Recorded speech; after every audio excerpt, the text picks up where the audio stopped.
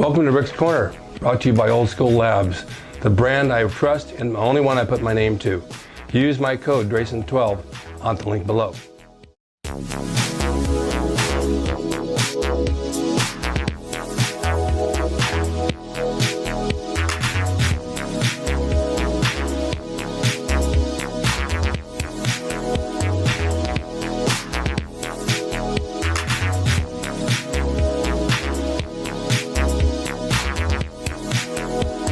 Welcome to Rick's Corner. The man, the myth, the legend. Now on with the show. Well, here we are again at the crossroads of the corners of Rick's Corner. You asked me for stories from the 60s and the 70s and the 80s and on down, and I've given you quite a few of them. It seems to me that the 60s and the 70s had the majority of the really good stories because bodybuilding was fresh, it was in Venice Beach, there were a lot of things that went on. It was the year of the hippies and free love and all that stuff that figured into what we did. Even at the gym at Gold's back in Venice when we first started out, people don't realize the original Gold's on Pacific is now a house. I was in a sauna one day, I was sweating out a cold, and one of the guys from the gym brought in this girl off the street and had sex with her right next to me in the sauna. This wouldn't happen today, and there'd be so many lawsuits you can't imagine. But the girls would come in the shower, they'd come in the sauna, they didn't care. It was just the way it was. I was in the shower and some girl comes running in to give me a birthday card while I'm soaping up. She says, "Can you come over tonight?" I said, "Yeah, I think I can." But this is how things happen. And it's today in the gyms, I'm working out today and I'm doing some tricep and there's a girl across from me, very nice looking. She's got a baseball cap and a headset on. You couldn't say two words to her. She's all closed up and her world is right here. The problem with that is that when you do that, you don't open yourself up to the world to meet other people and to do something different in life and learn from others and go out and have a good time. You close down, just shut down. And so many people today in the gyms are on their cell phones and they're shutting down. They're just not, it's not the camaraderie that we used to have. And it's really sad to see that because I'm sure there's a lot of nice people, but they just don't want to step outside the box and be friendly. I was telling somebody when, back in the 60s and 70s, and well, actually most of my life, when I traveled around wrestling, and if I went to a gym in another state, say I was in Alabama or I was in Florida or anywhere, I'd walk into a gym and instantly I had friends. Hawaii. I went to Hawaii to work out at a world gym and people are following me around because they knew I did the logo. Well, this is how you make friends, because you have something in common. You got a common bond. You guys like to work out. You meet people, you talk, and then next thing I know, they're suggesting restaurants to go to, and they said, "We'll take you out, and let's go, and we're going to have a get-together at my friend's house." But you don't see that anymore. It's I don't understand what happened to this world in later life, but the gyms don't have the same sort of feel that they had back in those days. Now, the 90s, down at Gold's in Venice, when they moved once, twice, three times. Now the second move, someone asked me about Robert Blake. He owned the building? Yes, he owned the building. He leased it out to Gold's, and then Gold's moved over to Hampton Street where they are now. And they're owned by a corporation out of Texas, the hotel. They're not even, I don't even think the corporate owners even know anything about Joe Gold or what Gold is. And I don't know how many people know that Joe Gold was the founder of Gold's Gym. He's the one that built it. He's on the map like Joe Weider. I go down there now and it's not the same world it was back then.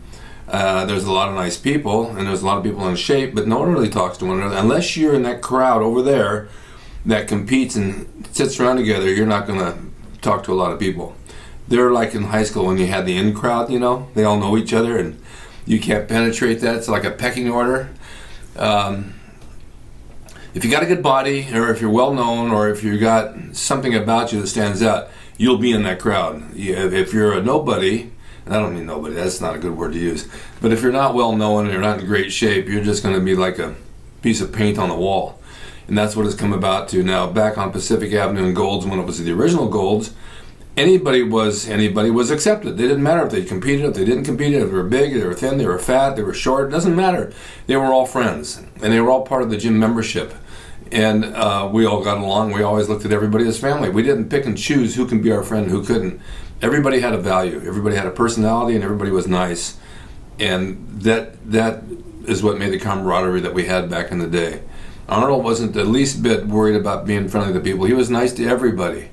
And all of us were. Someone joined the gym, we introduced ourselves, and we brought them in and we made them a friend. You don't see that today. You walk in the gym, people don't, not me particularly, but they don't even talk. I end up talking to everybody just so I can at least make them feel at home. I'll find a person that's overweight or not doing too well and I say, gee, it's nice to see you here every day. You're doing a very good job. Oh, thank you so much. I didn't know you even noticed me. Well, it's nice to be nice. It makes you feel good. But the camaraderie is very important, and it's the same thing with wrestling because they parallel each other. When I was working out and I was on the road wrestling, I'd hit the gym, I'd meet people, but in the wrestling arena, I meet a whole other group of people that would come to the matches. The wrestlers and those guys like to work out, and we work out together.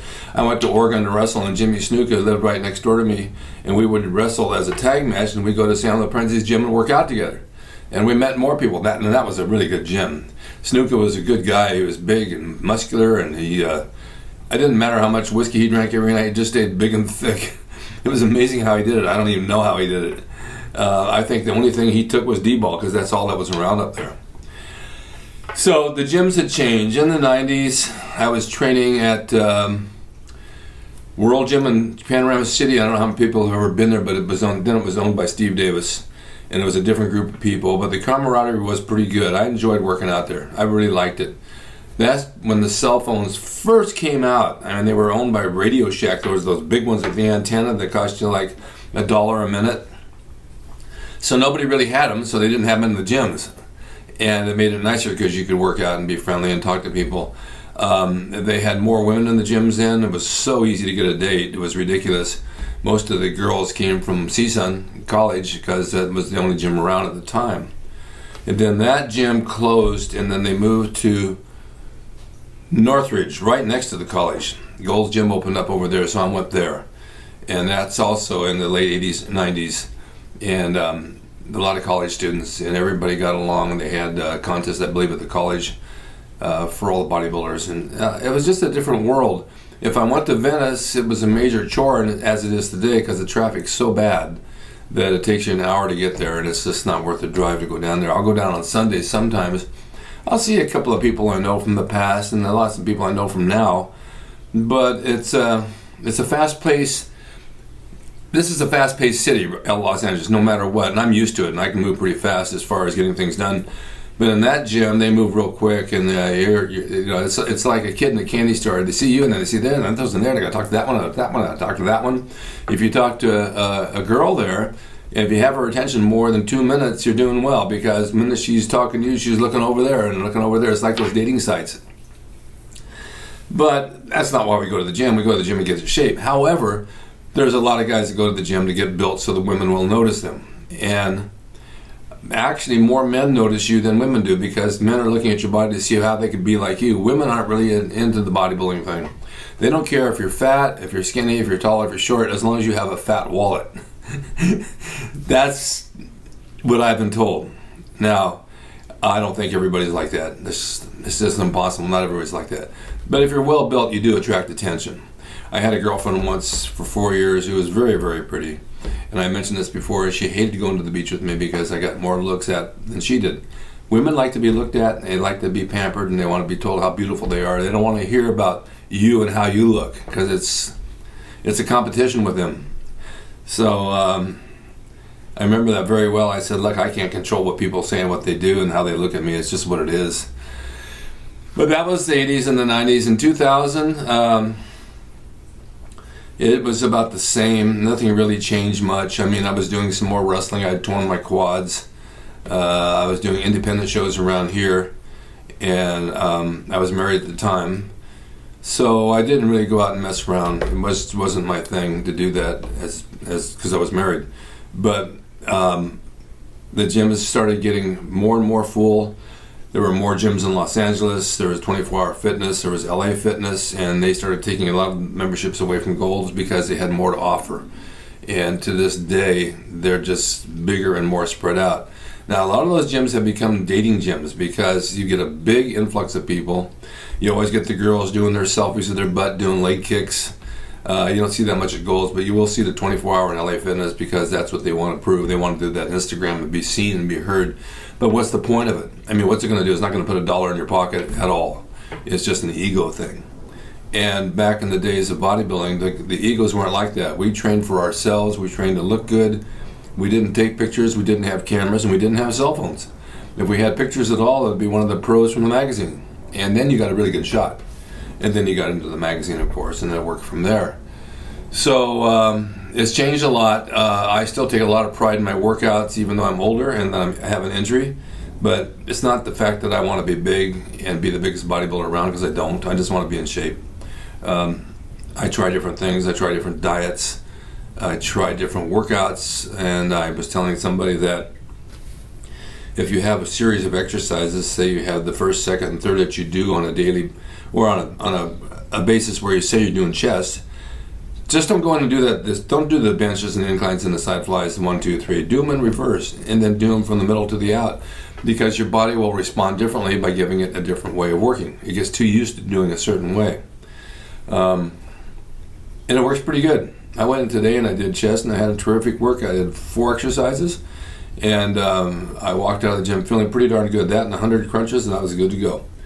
So anyway, that's the stuff I just wanted to talk about and share with you. I'll have more as time goes on. It's a cold, rainy season right now, so there's not a lot of people out there doing a lot of stuff, and the gyms are crowded, and then they come and they go.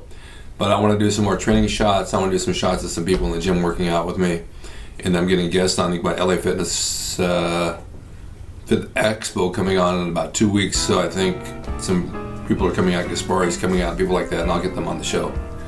Okay, that's it. Thanks for watching Rick's Corner, and I'll see you all next time.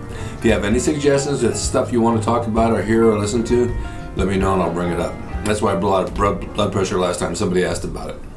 Okay, thanks a lot. See you next time. Hope you enjoyed the video brought to you by Old School Labs. Use my discount code DRASIN12 on the link below at oldschoollabs.com. Hey everyone, now you can have the Gold's Gym logo drawn by me, the artist Rick Drasin, personalized and made out to you and signed by me to frame and put on your gym wall or wherever you see fit to do so. It's a piece of bodybuilding history. It will never be duplicated again. It's the largest selling icon t-shirt logo in the world, and I'm the guy that drew it, and I will draw it for you. Just go to my website, rickdrasin.com, and order there. You can pay through PayPal, and it'll be sent out right away. And be sure to watch Rick's Corner for all the videos on bodybuilding, nutrition, fitness, pro wrestling, and anything that suits your interest as far as getting physically fit and being the best you can be from the golden era of bodybuilding.